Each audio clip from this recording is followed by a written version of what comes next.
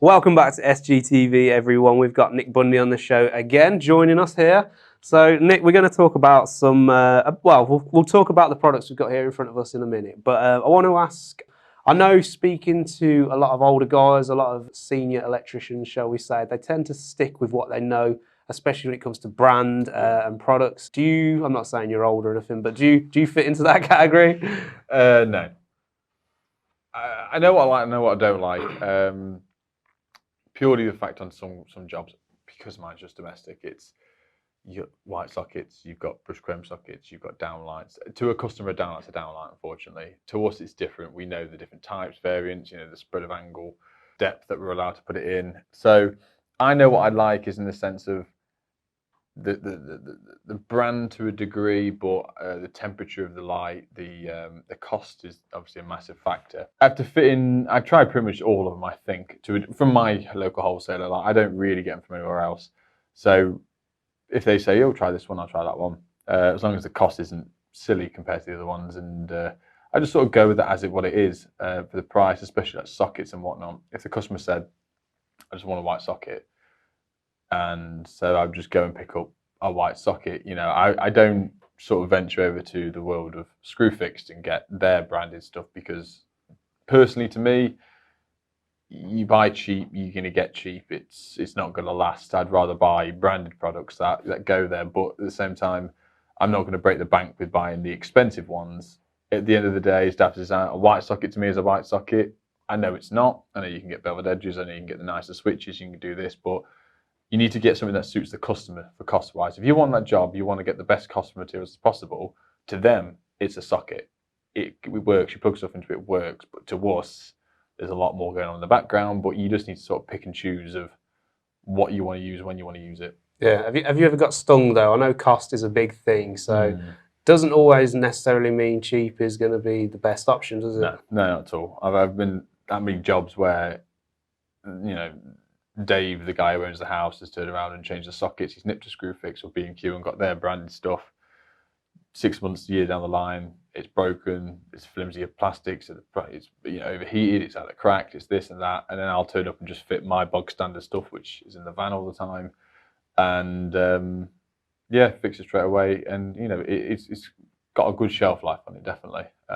You pay that bit more, but you get better quality stuff. Yeah. How do you keep up to date with products? Whether it's a brand you stick in with, or what's your approach to finding good products? Online helps. Seeing all the guys on Instagram posting their stuff, the guys on YouTube doing their stuff, nipping through catalogs to a degree, mainly apps on phones. Just seeing the different variants, and then, like you said, go to my local wholesaler. They will then say, "This is the new range that's out. When you try this," or like I did from a couple of weeks ago.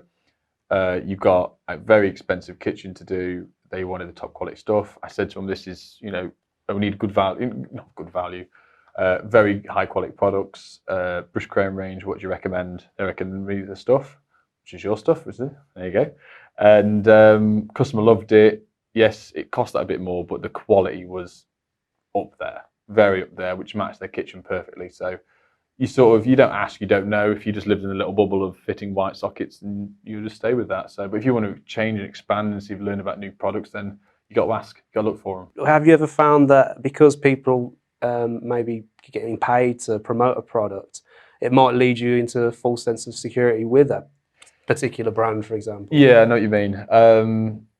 One or two times, but unless I can get my hands on it either pretty much instantly, if I can go to my local wholesaler or a local internet company, a company where I can get it within a day or two, yeah, no problem, or it's fairly local to me. But anything that I'm sort of never heard of them before, they don't live anywhere near me, it'd be difficult if I was to order my package got lost or whatever. I just sort of stay clear of it unless I start getting a wide spread of stuff where I've got a handful of electricians saying to me, "I use this, it's really good," then I'll give it a go. But then equally, if I can't get it from a local wholesaler, where if I needed to buy another one, if there was a socket missing or one broke and this, that, it's too much of a faff for me to then post it back to this company, get a new one under warranty. I'd rather just get something from my wholesaler where I can pick up and ring them up and go, "They bring me one right now," and fix it.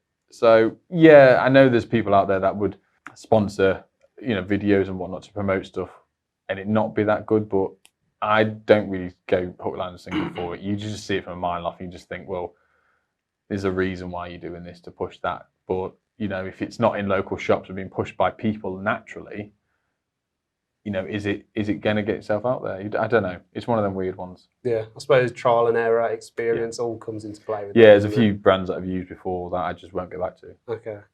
So, as you can probably see on the table in front of us, we've got a selection of products that you have pulled out from our stock. Yes. So, are these ones you use regular or ones you just like the look of? I like the look of. So, I've used recently, like I just said, the Decor range, which is this one. So, there's the rounded edge Deco Plus, is it? Deco Plus, that one, yeah. Which is then you've got the modules to go in. So it's like this one. So the modules would just pull out, pop in. There we go. I'm on camera now as well. Pressure's on now. Pressure's on. So that would pop in. So you can sort of make your own sequence of what you wanted. Yeah. The one that I did, it was a 3/4 gang grid switches. One plate was all dimmers. 2 were usable dimmers, 2 were fake dimmers. And the other ones were all 2 gang or intermediate switches. And it worked really, really well. This is another of the new ones that I've seen, which I've seen online, what people are using. So it's a fan isolator, but with the fuse outlet as well, because a few fans now need fusing down to 3 amp from the 6 amp. It's always a popular one, that one. Yeah, it looks great. It's nice curved edge, and it's just one of them fan isolators you don't really want to have to show them off because they just look nasty. Big flat switch above the door most of the time, but I'll be happy with that above my door. Yeah. So the one you've got, that's Deco Plus, which I just mentioned. I mean, we've got decorative ranges, molded plastic ranges, but they're all interchangeable with these, which are the mini grid modules. So they're available in all finishes and key switches, fuse connections, intermediate switches, dimmers, toggles. Full range is there. And I know these were engineered and designed so that you could literally just put any sequence of switches in there to make it easier. I found it very simple with the ones that I got for it. It was just pop them in, and then once they all go in sequence, a little screw, put the little terminal screw in, and it just holds it all in place. Yeah, it's simple. Yeah, it was. One of the guys we had on the show before, he was saying one thing he found useful about this. I don't know if it's the same for you. Was he could almost just sort of go to his wholesaler and load up on plates and modules, and then he's saving himself a trip. Sure. Yeah. Personally, for me, I think for this sort of stuff, it comes of when the job turns up, I will go and order it. But for the white plastic ones, I think for you to turn around and just buy the module separately and the plates, I think it's a really good idea, to be honest, because you never quite know if you're going to need a 1-gang switch, a 2-gang switch, a fan isolator, anything like that you can build it up. I think it's very clever. Okay. So what else? You picked this one out. I picked this one out. Is it? I've not seen it before. So you've got 2 fast fix boxes, single fast fix, and then you've got what would you call it? GA100. I'll double check that code though. I don't want to get it wrong. GA100. Yeah. So that obviously you take out your normal wings for your fast fix box, and then that clips in between to make you a double fast, 2 single fast fix that then they can be put in the wall close together. So you've either got a single socket and an aerial point, which I would normally use it for, or like you say, high level for a telly in a bedroom. So I think that's really cool. Just that little attachment, you can fix it together. Nice and easy, just simple. I think it's simple design, but very effective. And then the next is the cooker outlet point, so the cooker wedge. So everyone would have seen one of these before. Normally not as big. I've used a few click ones before in the past, but I think this is the up-to-date version. I like the height because obviously it fits on a single pattress. Yes, single pattress in the wall. But you've got your inlet in the top, so you've got your earthing point, your live and neutral. Sorry, your CPC.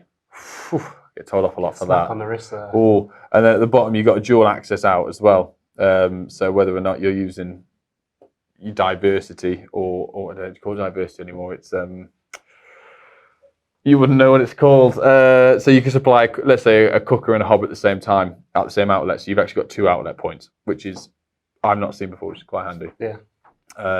But it's nice, neat, it's smart, and it'll fit nicely behind the cooker as well. So it's not that deep either. So that's a cool one. And what else have we got? So this is a stud box. Stud box. Yeah. So I presume with this you're going to have to make sure the stud's the right width to get this in place. Is that correct? Yeah, you can attach them to your noggins, and I think that one of the key features are these little tabs that stick forward. That's your plasterboard. That's it. So you can almost tap your plasterboard on top, Yeah. and you've already got your four corners to Cut out on. cut out to. That's clever. Yeah, and there's a full range of the stud box products. So we'll put a link in the description for that one. Clever idea with the screw holes in the corner. That's I don't it, understand yeah. why they wouldn't make these in any boxes. Yeah, Because if you made them into metal knockout boxes and normal fast fix boxes, then 4 screw holes, saves it a will lot. save a lot of hassle. Because sometimes obviously you've got your main 2 holes in the back, where sometimes the brick's crumbled, it's fallen away, and you end up making holes sometimes in the corner. If they just made them like that, prefabricated, there you go. You're welcome. Yeah, Get that in there. don't patent that. No.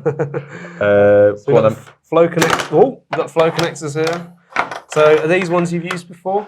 Not used flow ones yet, so let me see if I can get them off without breaking it. It might be locked. You got. Oh, is it locked?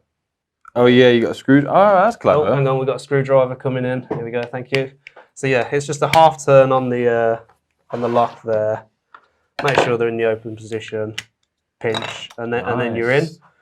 So they've got the piano hinges. Yeah. Different people call them different things, and your cable grips. So again, it's just a Speed aspect Yeah. in it, yeah. Because I've found a lot in the past, because I do a hell of a lot of down lights, is obviously normally you would have 2 terminal pins on top, which can only be accessed by a small Phillips screwdriver. And then a few of them, some of the ones that I fit quite recently, have got 4 terminal pins across the cable tie at the back. And then they've got more terminal pins to put the screws in. So you've got literally rid of everything. But then on top of it as well, I've never seen one with the lockable lid either. So that's a good idea, because you do get it a few times when you're bunching the cable up, the lid ends up popping off in the ceiling sometimes. So yeah, no, it's a cool design. I think another thing you can do, you can remove the, there we go. You can take that out, so you can, if you're, working in a fiddly situation, you want to wire from there and then clamp it in afterwards. That's an option. On the back as well, I'll just mention, you've got the strip length. Yeah, 12mm strip length. Again, they've just sort of been designed to make it And these are rated to 20 amp as well. Yeah, maintenance free. And I'll mention as well, they come on pretty much most of the Ovia lighting range we do at the minute. Not all of it, there are some it doesn't. But one of the Ovia lights you wanted to look at, which is the Ovia Cubby, which is an undercupboard light. So is this one you fitted, or again one you like the look of? What I like the look of, and we'll be looking into it more and more, to be honest, because I do a lot of kitchens and I do a lot of undercupboard lights. I go with something very similar to this, as in a solid strip, looks like your old class strip light, weighs absolutely next to nothing. They all push fit together through the connections. I'm guessing they come with a separate fly lead if you had to go around. What we got? Yeah, so you'll have a supply cable, and then normally with what it is, if you've got an angle, you would then get a fly lead that plugs into this. You can then cable tighten the angle and plug it into another one. So yeah, it's nice. What lumen's this? 11 watt. So it'll be nice and bright. Yeah, no, it's nice. I like the look of it. That's just a small selection of products that we were having a look at today. And if you want to find out more about the products, just check the links in the description. And yeah, thank you for watching. We'll see you next time.